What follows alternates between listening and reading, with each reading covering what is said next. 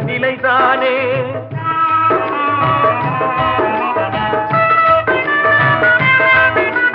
சிரித்தவன் அழுவதும் அழுதவன் சிரிப்பதும் பணத்தால் வந்த நிலைதானே.